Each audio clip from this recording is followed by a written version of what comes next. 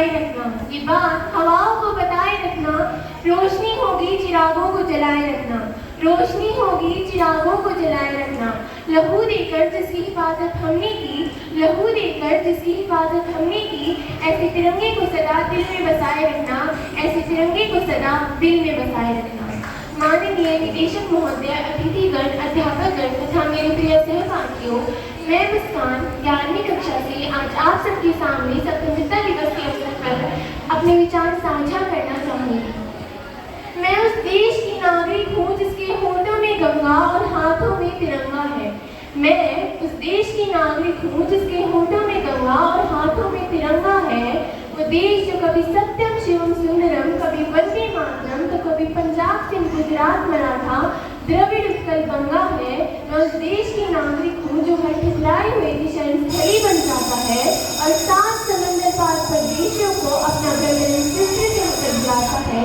प्रेम की यही पूज्य भूमि भारत वर्ष कहलाता है, भारत वर्ष। आज़ादी, आज़ादी का सही मतलब तो वही जान सकता है जिसने कभी गुलामी की है। हम सब बहुत भाग्यशाली हैं कि हमारा जन्म स्वतंत्र भारत में हुआ, जहाँ हर भारतवासी खुली सांस ले सकता है। यूँ तो आज़ादी की तो 1857 में ही जल चुकी थी, जो मशाल बनकर 1947 में हमारे देश को आज़ाद करा दी।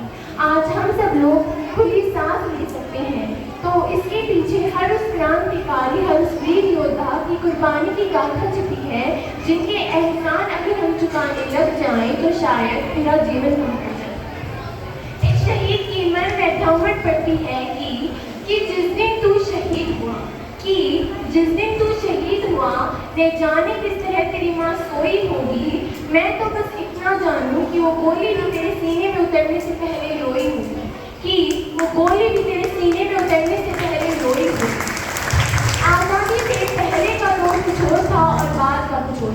पहले देश मर जाने को, मिट जाने को, फांसी चढ़ जाने को कहता था।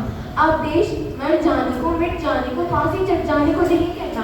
परंतु मेरे विचार से यदि कोई व्यक्ति अपना काम पूरी ईमानदारी, पूरी मेहनत से करता है तो वही सबसे बड़ा देशभक्त है। मैं नहीं मानती कि व्हाट्सएप या फेसबुक की डीपी को 3 रंग देना देशभक्ति है। मैं नहीं मानती कि राष्ट्रगान में 5 सेकंड खड़े रहना देशभक्ति है।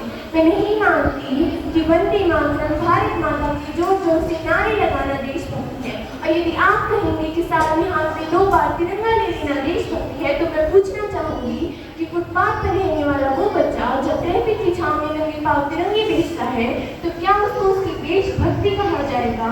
नहीं, उसकी देशभक्ति नहीं, उसकी पेट की भूख की शक्ति है जो उसे ऐसा करने पर मजबूर करती है।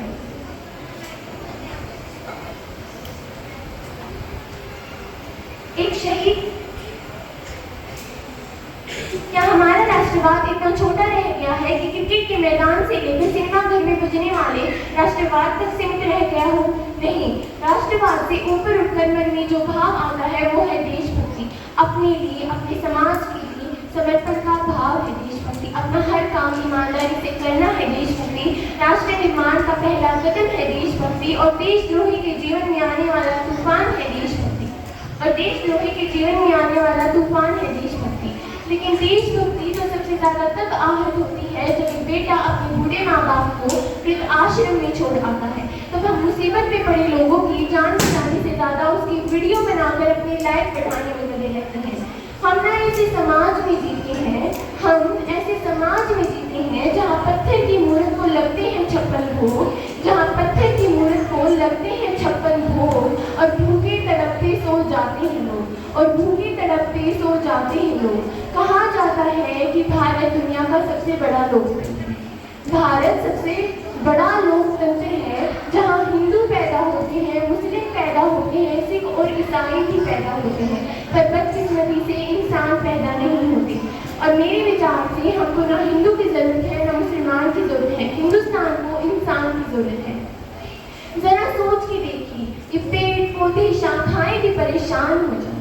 जरा सोच के देखिए, ये पेड़ पौधे शाखाएं भी परेशान हो जाएं यदि परिंदे हिंदू और मुसलमान हो जाएं, यदि परिंदे हिंदू और मुसलमान हो जाएं। मेरे विचार से राष्ट्र निर्माण तब सफल होगा जब देश का युवा अपनी सफलता के लिए मंदिरों में नारियल फोड़ना बंद कर देगा। राष्ट्र निर्माण तब सफल होगा जब देश में महिलाओं की पूजा नहीं, उनकी इज्जत की जाएगी। निर्माण तब सफल होगा जब राष्ट्र निर्माण में न केवल सरकार पर सड़क पर चलने वाला हर आदमी हाथ बटाएगा, स्वच्छ भारत स्वस्थ भारत को दिल से अपनाएगा। और राष्ट्र निर्माण तब सफल होगा जब मैं, आप, हम सभी मिलकर प्रयास करेंगे, क्योंकि हमारे देश की जिम्मेदारी नहीं है हमें आगे ले जाने की, हमारी जिम्मेदारी है हमारे देश को आगे ले जाने की। मेरा भारत महान था, महान है, महान रहेगा। होगा हौसला यदि दिलों में बुलंद, होगा हौसला यदि दिलों में बुलंद, तो एक दिन पाकिस्तान भी जय हिंद बोलेगा, तो एक दिन पाकिस्तान भी जय हिंद बोलेगा। और पाकिस्तान ही क्यों, पूरा जहान जय हिंद बोलेगा, क्योंकि सारे जहां से अच्छा हिंदुस्तान हमारा है। हम बुलबुल हैं इसके, गुलिस्तान हमारा है, ये गुलिस्तान हमारा है। मैं कुछ पंक्तियों के साथ अपनी वाणी को विराम देना चाहूंगी कि हम अपनी जान के दुश्मन को अपनी जान कहते हैं, हम अपनी जान के दुश्मन को अपनी जान कहते हैं। मोहब्बत की इसी मिट्टी को हिंदुस्तान कहते हैं, मोहब्बत की इसी मिट्टी को हिंदुस्तान कहते हैं। धन्यवाद।